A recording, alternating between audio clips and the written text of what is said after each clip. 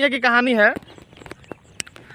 बनिया की कहानी है कि बनिया 5 रुपये का रोटी बेच रहा था तो उसको घाटा लग रहा था, तो वो राजा के पास गया। रक्षाबंधन के शुभ अवसर पे मैं अपनी बहनों को 200 रुपया घटाकर घरेलू गैस पे अपनी बहनों को उपहार दिया। ये मैं नहीं, ये शब्द मोदी जी का है। वो खुद से आके अपने फेसबुक अकाउंट, ट्विटर अकाउंट पे लिखते हैं कि मैंने अपनी बहनों को 200 रुपया घरेलू गैस पे घटाकर उनको अपने तरफ से उपहार दिया। तो सही बात है, घरेलू गैस पे रेट कम हुआ है, 200 रुपया कम हुआ है। 1201 का था हमारे बिहार में, 1001 का है।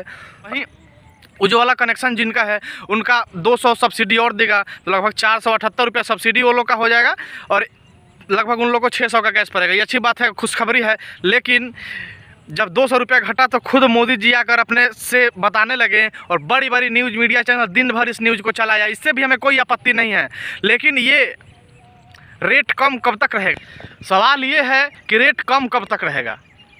क्या 2024 के चुनाव तक या हमेशा के लिए? तो शायद हमेशा के लिए नहीं रहेगा, चाहे किसी की भी सरकार हो। इलेक्शन आता है तो सारी चीज़ों का रेट घट जाता है। अभी तो गैस पे ही घटा है, डीजल पेट्रोल पे भी घटने वाला है। दिसंबर तक सब पे घटेगा, लेकिन आखिर कब तक? धीरे धीरे 50 रुपया हर महीने करके तो फिर बढ़ा ही दीजिएगा आप लोग 2024 का इलेक्शन ख़त्म होने के बाद। जनता का चूतिया तो हमेशा कटा है और अब की भी कटेगा। 5 साल की सरकार में 7 से 8 महीना रेट कम करके बाकी 4 साल 2 महीने 3 महीने रेल के पूरा टैक्स लो, रेल के पूरा महंगाई करो, जनता को कोई फ़र्क नहीं पड़ेगा। और 7 से 8 महीने या 1 साल कम कर दो, जनता खुश हो जाएगी। तो अब की ऐसा नहीं होने वाला है मोदी जी। अब की जनता आपको भी सबक सिखाएगी, या आपके जगह पे कोई भी रहता उसको भी सबक सिखाती। और बात रही, कोई बोलता है कि मोदी विरोधी हैं हम, तब जी नहीं, हम सत्ता विरोधी हैं। सत्ता में जो रहेगा उससे सवाल किया जाएगा। सत्ता में जो रहे, कांग्रेस रहे, बीजेपी रहे, उससे सवाल किया जाएगा। क्योंकि सत्ता से सवाल होना बंद हो जाता है तो विकास बंद हो जाता है। वही हुआ है।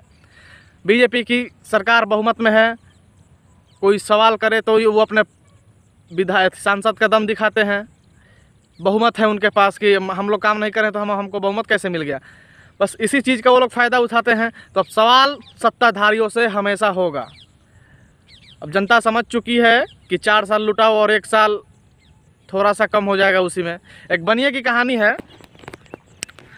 बनिया की कहानी है कि बनिया 5 रुपये का रोटी बेच रहा था तो उसको घाटा लग रहा था। तो वो राजा के पास गया और बोला कि राजा साहब, हमको घाटा लग रहा है, हम 5 रुपये की रोटी बेच रहे हैं। तो राजा साहब बोले कि 5 रुपये रोटी को सीधा 30 रुपया कर दो।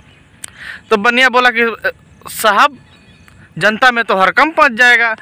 तो राजा बोले कि वो सब हम समझ लेंगे। तो बनिया ने कल से रोटी को 30 रुपया कर दिया। तो पूरा जनता में हड़कंप मच गया, पूरा एकदम बवाल मच गया। सारे जनता राजा के पास गए कि राजा साहब, ये बनिया लूट रहा है हमें। 5 रुपया वाले रोटी को 30 रुपया कर दिया है, इसको समझाइए आप। तो राजा साहब वहाँ बोलते हैं कि बुलाओ बनिया को। बनिया आता है और बोलता है, जी हुकुम। तो क्यों बनिए, इतना रेट क्यों बढ़ाया रोटी का तुम? तो बनिया कुछ नहीं बोलता है, चुपचाप खड़ा रहता है। और राजा साहब बोलते हैं वहाँ पे कि आज से तुम मेरे सारी जनता को, जो मेरे भगवान स्वरूपी हैं, उनको रोटी आधे दाम में बेचना। तो जनता राजा साहब को पूरा जय जयकारा करने लगती है, पूरा जय जयकार, जिंदाबाद जिंदाबाद का नारा लगाने लगती है। लेकिन यहाँ पे ये नहीं देखती थी 5 रुपये वाला रोटी 30 रुपया का हुआ और 30 रुपया का आधा कितना होता है? तो 15 रुपया। 10 रुपया बनिया का हो गया, 5 रुपया राजा साहब का हो गया। इसमें लुटाया तो कौन?